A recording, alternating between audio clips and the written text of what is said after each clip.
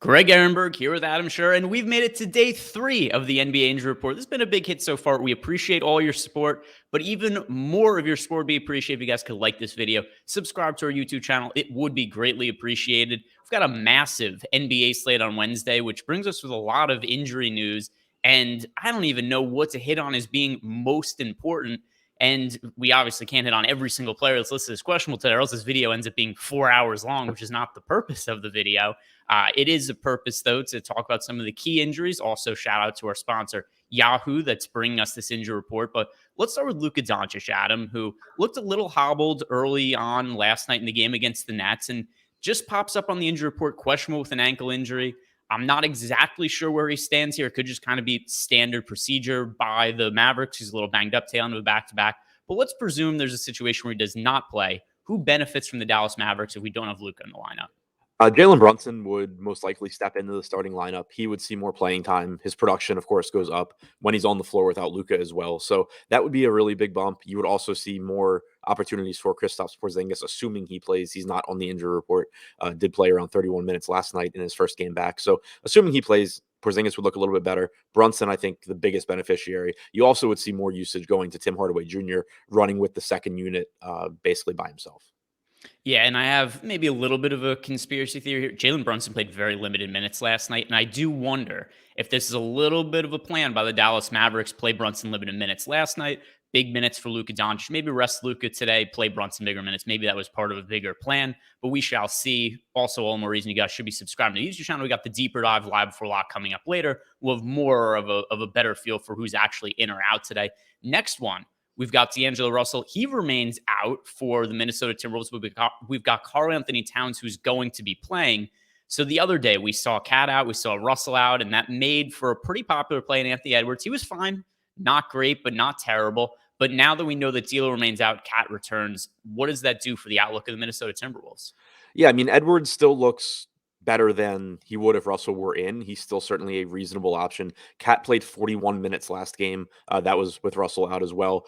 You would expect his production to increase a little bit as well. And then you also get Malik Beasley, who didn't play much in the first half last game, but played the final 19 minutes or so of the game. He was in the closing lineup, ended up playing 28 minutes. He becomes a volatile option in the sense that if he's not playing well, he doesn't have to be in the closing lineup, but there is a path to more minutes for him as well. So Towns and Edwards just take on bigger roles, and we know that their minutes are secure. Beasley has a path to more minutes, even though he's still pretty volatile. All right, we've got breaking news that happens as we're recording this, which is crazy because we only do this for a few minutes a day. But here's what's disappointing. I thought the big tease of the show was going to be, I thought I was going to be smarter than everybody and be like, I think Kevin Durant isn't going to play today. I said to Adam right before we started, I was like, I don't think Kevin Durant's playing today. We should bring it up. Then we start recording. Kevin Durant ruled out. First of all, I needed to confirm to the people, pre-show meeting, which only lasts a couple minutes. Did I or did I not say I don't think Kevin Durant is going to play? Yeah, you did. You were like, I think we should bring up I don't think Kevin Durant's going to play. I was like, okay, whatever. I hadn't thought about it, but sure, why not? All right, well, now we've got it. Kevin Durant is out. We've got LaMarcus Aldridge out. Initial reaction here. I think this was, I mean, it's a rest game, so certainly was something that was planned ahead of time. Very winnable game for the Brooklyn Nets against the Houston Rockets. And I think that there is maybe a little bit of a narrative at play here where the Nets are like, hey, we've got James Harden going up against the Houston Rockets. Let's just give him all the usage in the world. Let's let him accumulate some counting stats and make him feel good playing against his former team. Unavoidable to get to James Harden. Now, he is by far the top pay-up option on the slate. I assume that you agree with that. Yeah. The only concern is how late was James Harden at the strip club in Houston last night. But obviously not something that I'm really factoring into my lineup making. Without Durant on the floor this year, Harden's averaged 1.54 DraftKings points per minute over 205 minutes. The one thing to keep in mind here is that still is fewer fantasy points per minute than guys like Giannis and Nikola Jokic, but he's also playing the Rockets. It's a fast-paced game. He looks fantastic with Durant out. And then in the front court with LaMarcus Aldridge resting, he'd been starting for the Nets as of late. We've got a really cheap Nick Claxton across FanDuel and DraftKings and Yahoo. And here's what I think the Nets are going to do. I think now that Nick Claxton is back and seemingly pretty healthy, I think he's going to play extended minutes. I think James Johnson is going to play extended minutes. So those are two guys that I really like as value plays now. Is there anything else you see differently? Maybe Blake Griffin gets back into the rotation?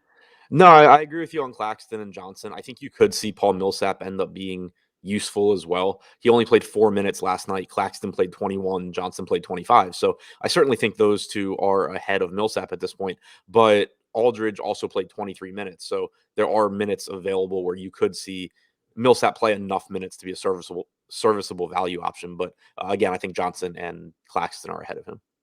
All right. And the injury report is sponsored by Yahoo Daily Fantasy Sports. If you guys are new to Yahoo, do yourself a favor, click on the link in the description box below, head on over to Yahoo, make a deposit, enter a contest, get 1 free month of Awesemo Plus Platinum. And we have everything there that you need to win money playing DFS, not just the Yahoo, but also FanDuel and DraftKings. So even if you're unsure if you're going to play Yahoo, it makes sense just to get access to our tools, make a deposit, and get access to everything that we have over at Awesemo, including projections, ownership, and all that for NBA DFS.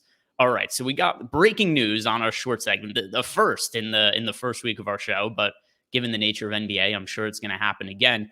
But here's maybe until the Kevin Durant news broke anyway. But this is potentially the most important piece of value on the slate, and it's the Portland Trailblazers because CJ McCollum's out, Damian Lillard is out, Anfernee Simons is questionable, Ben McLemore is questionable. Adam, what the hell is going on in the Portland Trailblazers backcourt?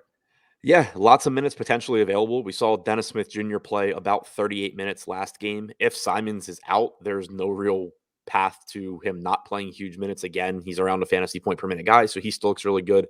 If Simons is in, it becomes a little bit dicier because there's different ways that Portland can run their rotation.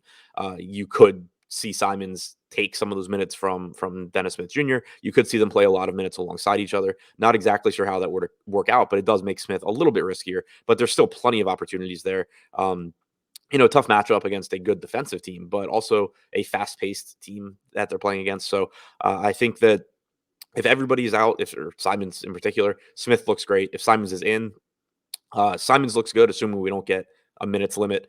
Smith would still look good, just a little bit riskier. McLemore, if he's out, it kind of just adds to the fact that these guys need to play a lot of minutes. Yeah, it's a very thin rotation right now because we've got everybody. I didn't even mention that there's guys like Nasir Little and Cody Zello that are questionable playing the front court. Individually, I don't think those guys are massively impactful, but it just goes to show very thin Portland Trailblazers team right now. And we could see them with like 8 active players come the actual start time of the game. So there's going to be a lot of value available. It's definitely a team to keep an eye on. Now, finally, Jaylen Brown, he is questionable to play today. He sat out last night against the Lakers. Jason Tatum had all the usage in the world. He had a good fantasy game. Looked like he was going to have an incredible fantasy game in the first quarter. He had like 14 points or something like that in the first 3 minutes of the game. Still ended up finishing well, although not at the same pace that the first 3 minutes implied he might go on to in that game. But Jaylen Brown being questionable today, if he plays, do you think he's going to have a minutes restriction? If he's out, how does it impact the other guys on Boston? I think it's likely that he's somewhat limited if he comes back. Like, I don't expect it to be a crazy limit, but maybe, 28, 30 minutes, somewhere in there, enough where I wouldn't really be interested in him from a fantasy standpoint. But he also makes it so I wouldn't really be interested in anything else from Boston because you've gotten prices rising with him being out. Jason Tatum on DraftKings is up to 10,600. You have Schroeder at 6,200, who, if Jaylen Brown is out, looks really good, but if he's back, it makes him not really look that great. So I think it's a situation where if Brown is in, I'm not really interested in much of anything from Boston. If Brown is out, I still don't find them that interesting, but guys like Tatum, Schroeder, Marcus Smart do look better than they will if Brown plays. Yep, and 13 games tonight, so a lot of injury situations to monitor. This is a recap of the most important stuff, but we've got other content coming up today. So make sure you guys are liking this video, subscribe to the YouTube channel, and good luck today.